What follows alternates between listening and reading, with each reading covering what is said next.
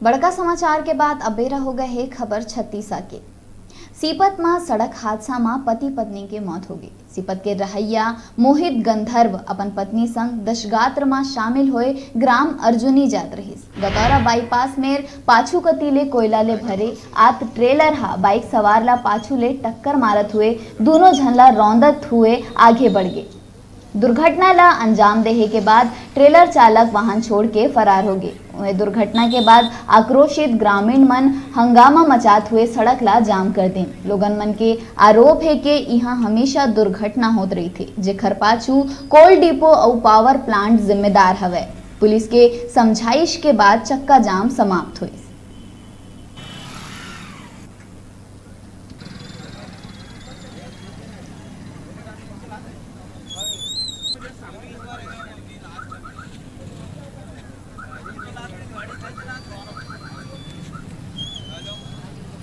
मोहरा के ए मन कौन है? पापा मोर मोहित राम गंधर्व, ग्राम मोहरा कोटवार। अच्छा। और अम्मा गंगोत्री भाई। गंगोत्री भाई कहाँ गई से मन? अरे कहीं नहीं, हम जाते हैं वहाँ अर्जुनी दशगात्र में। हाँ, तब ना एक्सीडेंट हो गए हैं।